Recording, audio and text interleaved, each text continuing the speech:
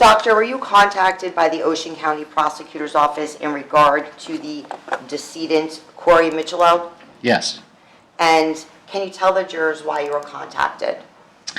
I received initial contact from the Ocean County Prosecutor's Office in September of 2021.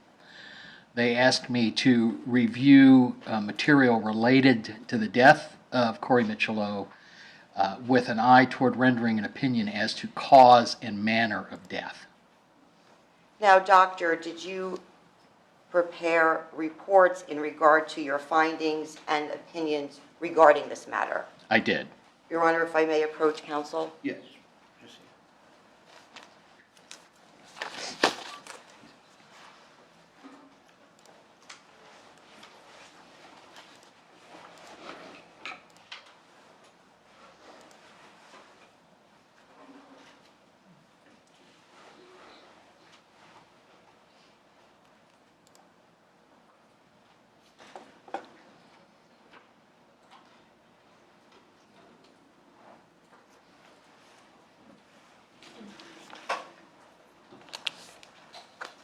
Thank you. If I may approach, Doctor, I'm now showing you what has been marked S50, S51, and S52. Do you recognize those? I do. And can you tell the jurors what those are? S51, Are those your reports in this matter? yes. And would those reports aid in your testimony today? Yes. Now, did you perform the autopsy of Corey? No. Can you tell the jurors who performed the autopsy? Dr. Ragasa, Dante, I believe is his first name, Dante Ragasa, of the Ocean County Medical Examiner's Office, performed the autopsy examination on Corey. And when was the autopsy performed? Autopsy was performed in April of 2021. Let me see what the specific date was. On the 3rd of April, 2021. And did you review the autopsy report authored by Dr. Ragasa? I did. And what other materials did you review to formulate the basis for your opinions? In addition to the autopsy report, I saw the images that were generated in association with the autopsy, and I examined the histological slides, and we'll talk about those momentarily, the slides that you look at under the microscope. So I looked at that, and then I had medical records from 3 different hospital facilities. I believe it's County Medical Center and Jersey Shore Medical Center and South Ocean. I saw medical records from IV Pediatrics, which were Corey's pediatric care provider. Certainly I saw police documentation, law enforcement documentation. I saw some telephone records. I had access to a video of Corey on a treadmill. And subsequent to issuing my first report, I received additional materials. I did receive an expert report from an infectious disease specialist, Dr. Feingold, and a report from a defense pathologist expert, Dr. Bodden. Did you also review video from April 2nd of 2021 from the decedent's mother's phone occurring around 9 a.m.? Indeed, I did, yes. And you also reviewed autopsy photos? Yes. Do you have an opinion, after you reviewed all of this material, in regard to the decedent's cause of death? Yes. And can you tell the jurors what that opinion is?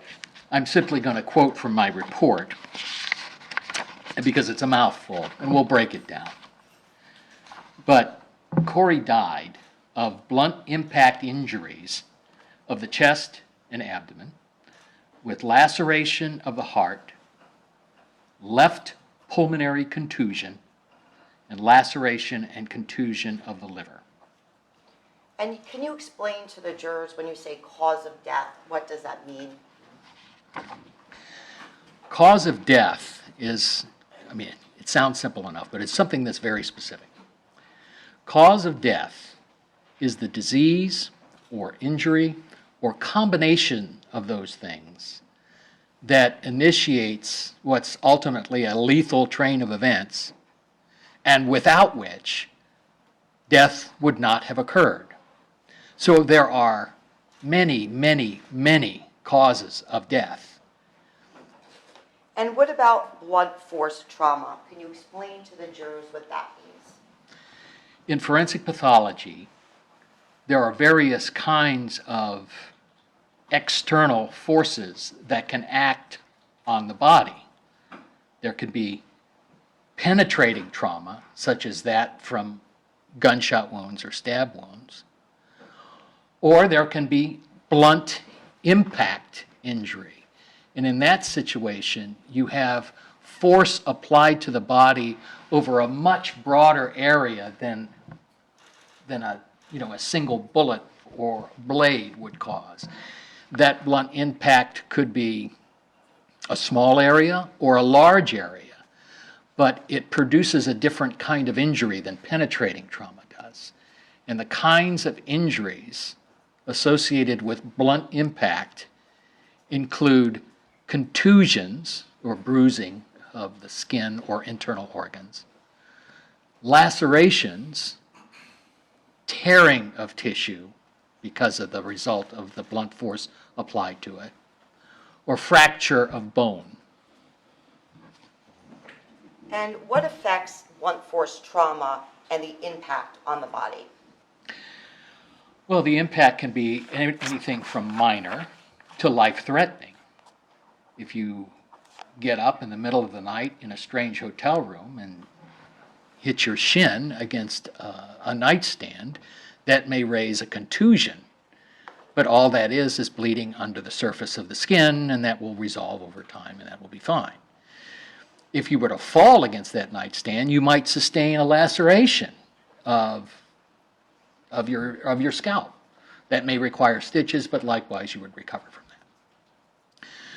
If you sustain any of these kinds of blunt impact injuries with sufficient severity, it could conceivably bring about your death if they were severe enough. After reviewing the materials in this case, did you formulate an opinion as to the decedent's manner of death? I did. And can you tell the jurors what your opinion is? Corey's manner of death is homicide. While there are many, many, many causes of death, typically in forensic pathology, there are only 5 manners of death. And manner of death is simply a one-word description to explain how a death came about. And those 5 are natural, accident, suicide, homicide, or in rare instances, undetermined. In Corey's case, in that these injuries could not have been inflicted by himself with any kind of intent, it's certainly not suicide. These injuries, given their pattern and distribution, are consistent with having been inflicted by another person. Therefore, any death that is related to the actions of another person is, from a medical examiner's standpoint, from an epidemiological or public health standpoint, homicide. Now, it doesn't have any legal significance, but that's the way that a medical examiner certifies it.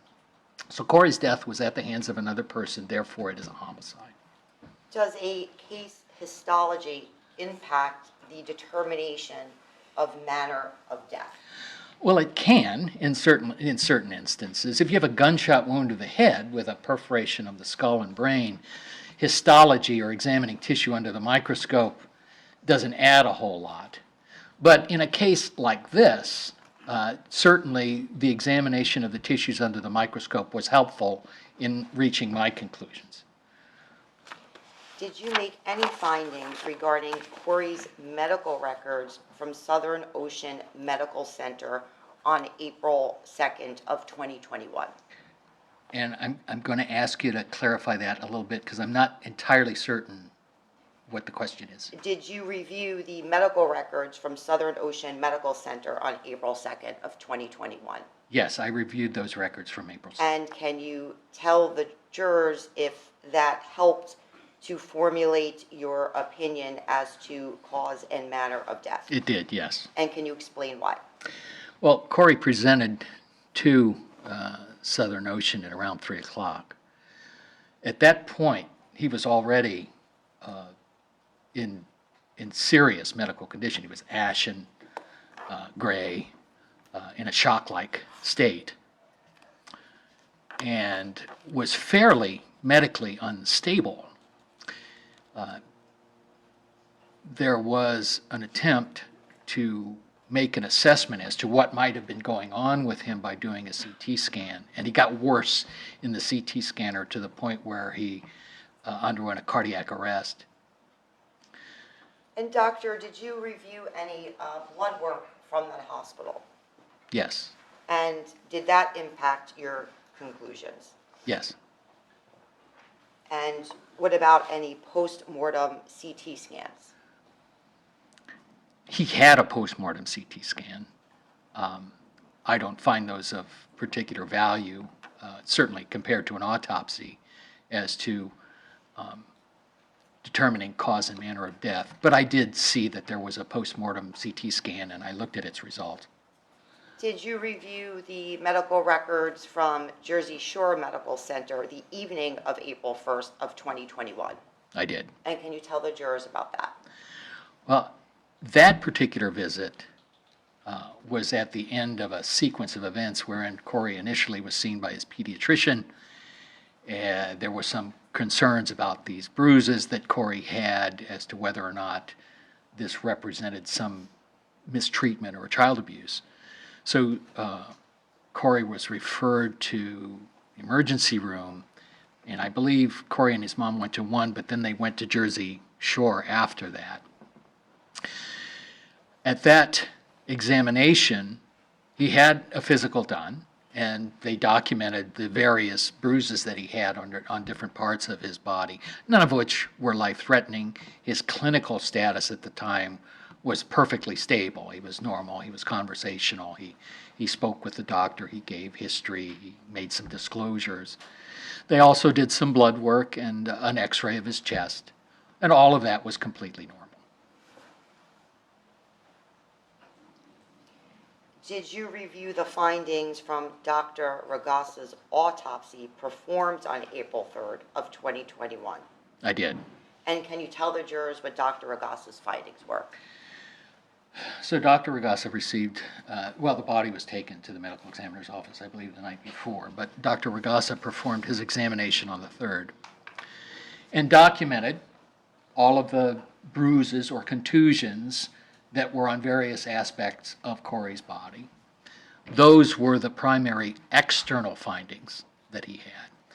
But an autopsy is a very detailed surgical examination of not only the external aspect of the body, but the internal aspect as well. There's a large Y-shaped incision made from the shoulders to the middle of the chest and down the center of the body, allowing the pathologist to take a systematic examination of each of the organ systems. It was during that internal examination that Dr. Ragassa saw and documented several abnormalities. There was a large contusion of one of Corey's lungs, I believe it was the left lung.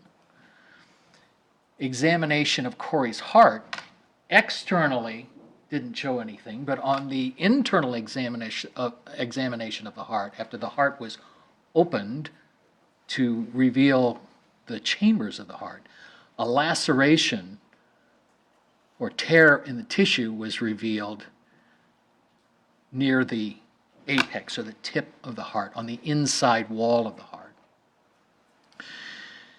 Below the diaphragm is that flat muscle that divides your chest organs from your abdominal organs.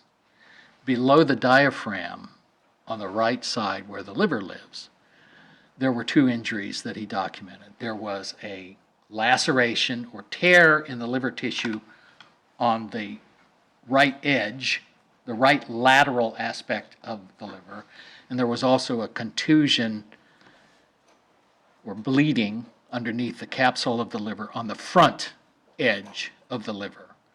There was a small amount of free blood in the floor of the pelvis, undoubtedly associated with the liver laceration.